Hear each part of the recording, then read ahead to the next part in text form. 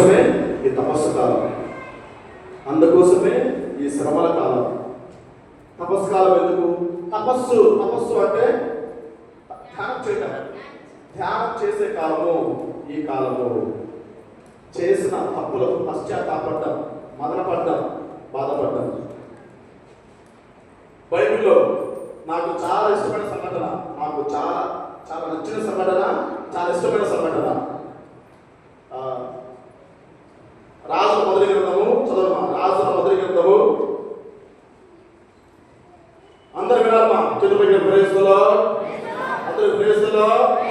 హల్లెలూయా. ఈ రెండు సంఘటనలు చెప్పి ముగించేస్తాను. రాజుల మొదటి గ్రంథము 21వ అధ్యాయము 25వ వచనం చదవండి. కనుక దావీదు, రాజుల మొదటి గ్రంథము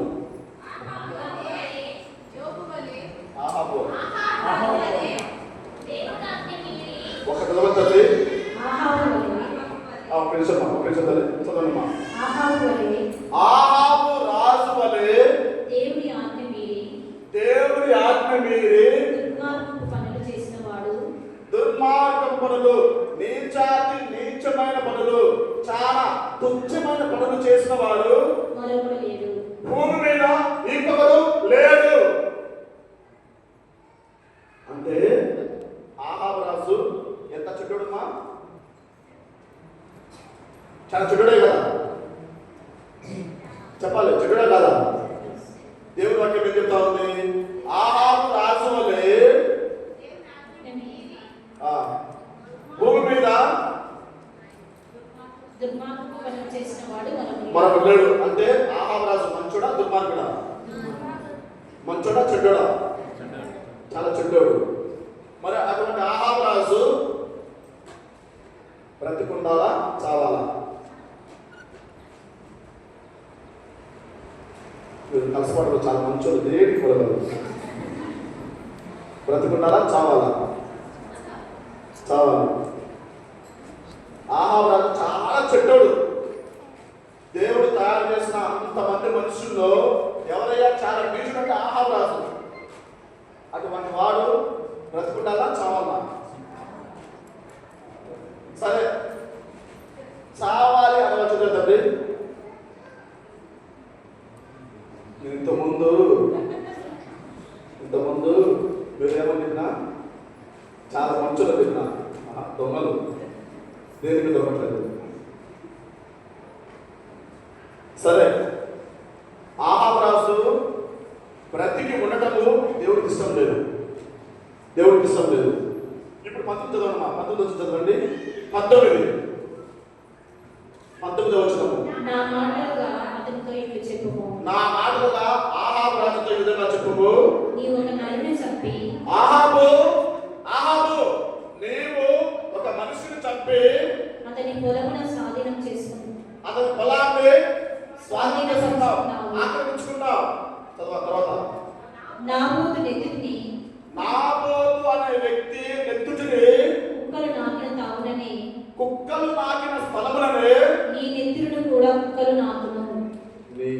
కూడా కుక్కలు నాకును. ఆహాబు కుక్క చావు చేస్తావు. ఆహాబు, నువ్వంటే నాకు చాలా అసహ్యం. నువ్వు చేసిన పనులన్నీ నీచమైన పనులే. కాబట్టి నీవు భూమి మీద బ్రతుకోవడం నాకు ఇష్టం లేదు. ఎటువంటి చావు చేస్తామన్నాడు? ఇంటి చెప్పమ్మా, ఎటువంటి చావు చేస్తామన్నాడు? కుక్క చావు చేస్తావు. కుక్క చావు చావడం కాదు. ఆహాబు, నీ నెత్తుడిని కుక్కలు నాకుడు. అంత కోపం వచ్చినట్టు దేవుడికి, ప్రభువుకి ఆహాబు రాజు చేసిన పనుల వల్ల అంతగా అసహించుకున్నాడు ఆహాబు రాజుని. అప్పుడు జరిగిన అద్భుతం కదండి. ఇప్పుడు 26 నుంచి చదవమా, 26 నుంచి 27 నుంచి చదవమా. 27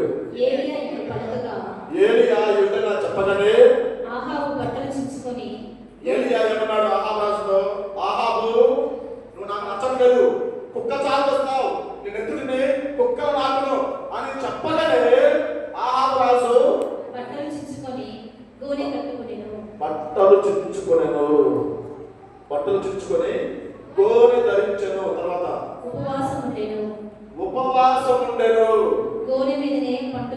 నిద్రించెను.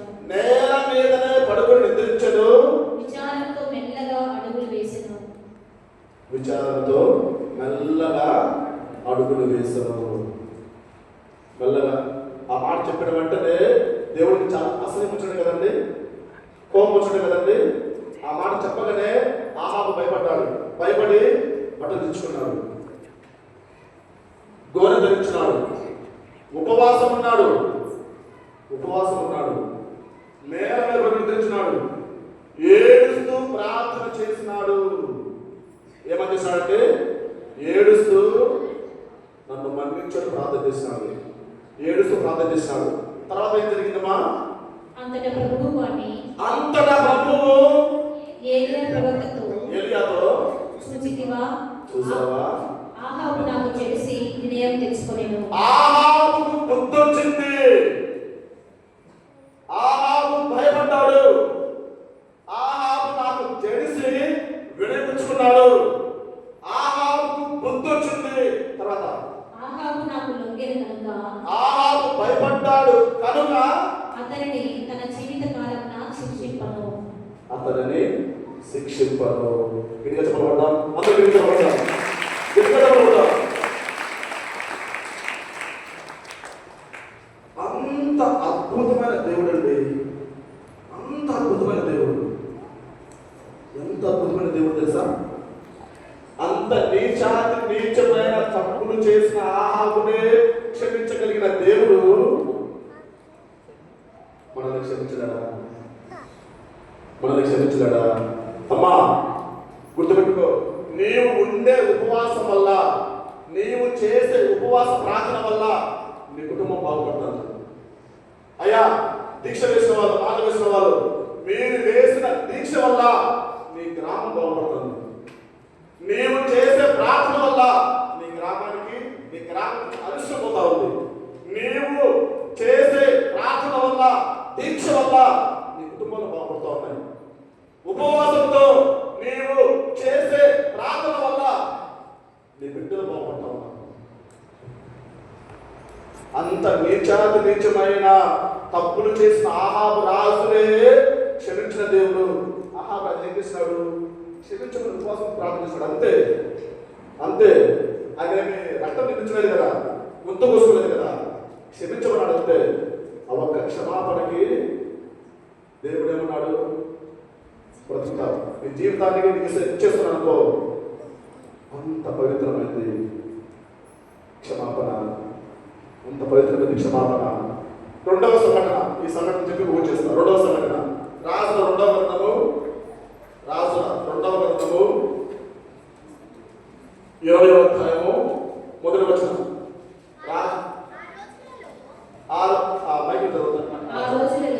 ఆ రోజుల్లో ఒక నిమిషం తల్లి, హిజ్కియా రాజు చెప్పండి. చెప్పండి. హిజ్కియా రాజు జబ్బుపడి ప్రాణాపాయ స్థితిలో ఉన్నాడు. అప్పుడు ఆమోసు కుమారుడు, ఒక నిమిషం, హిజ్కియా రాజు చాబతులో ఉన్నాడు. హిజ్కియా రాజు చాబతులో ఉన్నప్పుడు అతనికి డౌట్ వచ్చింది. నేను చస్తానా బ్రతుకుతానా అని డౌట్ వచ్చి దేవుని దగ్గరికి ప్రార్థన పంపించాడు. చదవమ్మా. అప్పుడు ఆమోసు కుమారుడు యెషయా రాజు దగ్గరికి వెళ్ళి ఏమన్నాడు? ప్రభువు సందేశం ఇది, దేవుని సందేశం ఇది,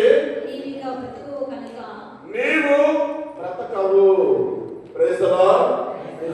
అంచనా పెట్టండి, అందరూ చేతులు పెట్టి ప్రైజ్ ది లార్డ్.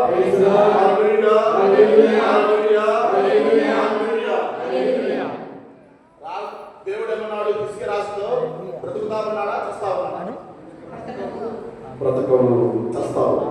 నీవు బ్రతకవు. అప్పుడు హిజ్కియా రాజు ఏం చేసినాడు? అమ్మా తల్లి, అయ్యా అన్ని చెప్తా ఉన్నా. హిజ్కియా రాజు కన్నీటి ప్రార్థన చేసినాడు, మిగిలిన దుఃఖించినాడు. వెక్కి వెక్కి వెక్కి వెక్కి ఏడ్చినాడు. వెక్కి వెక్కి ఏడ్చినాడు. మనం అనుకుంటాం, నువ్వు అనుకోవచ్చు, నువ్వు ఏడుస్తూ చేసే ప్రార్థన వృధాగా పోతుంది అనుకోవచ్చు. లేదమ్మా, లేదు. నువ్వు ఏడుస్తూ చేసే ప్రార్థనకి దేవుడు సమాధానం చెప్తాడు. కన్నీటితో చేసే ప్రార్థనకు దేవుడు ఖచ్చితంగా సమాధానం చెప్తాడు. తెలుసా? దేవుడు వాక్యం చెప్తా ఉంది, నీ కన్నీళ్లను దేవుడు ఏం చేస్తాడు? దాచుకుంటాడు, జాగ్రత్తగా భద్రపరుచుకుంటాడు.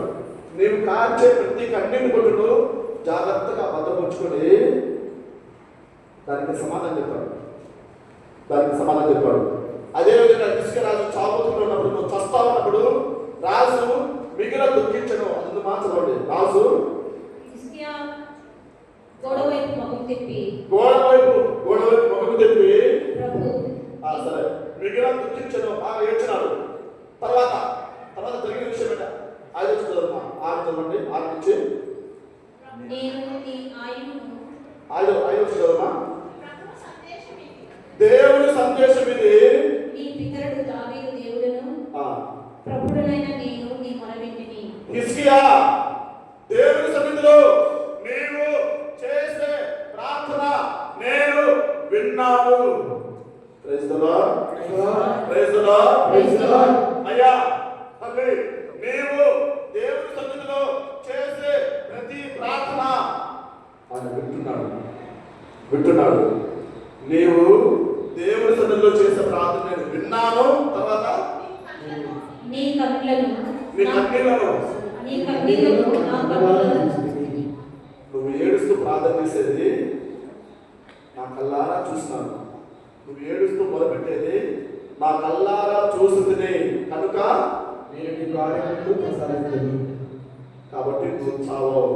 నువ్వు ఏడుస్తూ ప్రార్థన చేస్తున్నావు కాబట్టి నువ్వు బ్రతుకుతావు. చెప్పబడదా?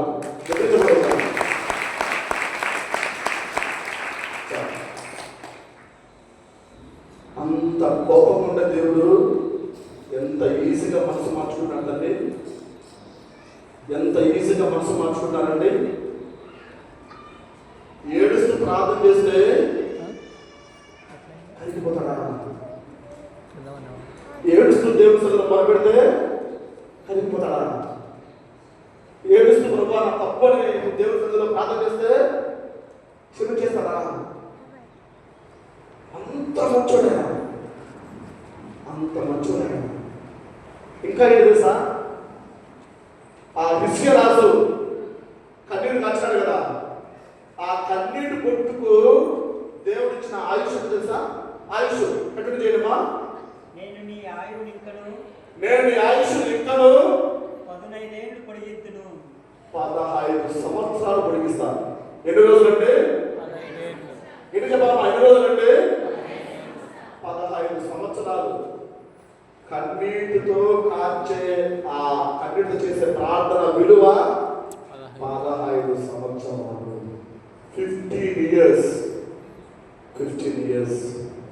అందుకే మనం కన్నీటితో చేసే ప్రార్థన దేవుడు భద్రపరుచుకుంటాడు. 56వ కీర్తన 8వ వచనం. 56వ కీర్తన 8వ వచనం. కీర్తన 56 8. 56వ కీర్తన. ప్రభు నీవు నా వేదనలను నా ఏడుపును చూసితివి, నా అశ్రు బిందువులు నా కన్నీళ్లను నీ సీసాలో పోసి ఉంచితివి. నీ సీసాలో భద్రపరిచితివి, పోసి ఉంచుకుంటువి. ప్రియమైన సహోదరి సహోదరులారా, కాబట్టి ఈ తపస్సు కాలం మనకందరికి ఇస్తున్న అత్యంత అద్భుతమైన కాలం. క్షమాపణ కోరే కాలం, పశ్చాత్తాపడే కాలం, పశ్చాత్తాపంతో ముందు దేవుని క్షమాపణ అడిగే కాలం, యేసయ్యను క్షమాపణ అడిగే కాలం, ఏడుస్తూ మొరపెట్టే కాలం. నీ కన్నీటి ప్రార్థన విలువ మీ కుటుంబం, నీ కన్నీటి ప్రార్థన విలువ నీ బిడ్డల భవిష్యత్తు, నీ కన్నీటి ప్రార్థన విలువ నీ ఆయుష్, నీ కన్నీటి ప్రార్థన విలువ నీ కుటుంబం అంతా బాగుంటుంది. కాబట్టి అందరం లేచి ఉంచుదాం. అందరం లేచి ఉంచుదాం. ఎవరు కూర్చుంటారు? అందరూ లేచి ఉంచాలండి. ప్రతి ఒక్కరు లేచి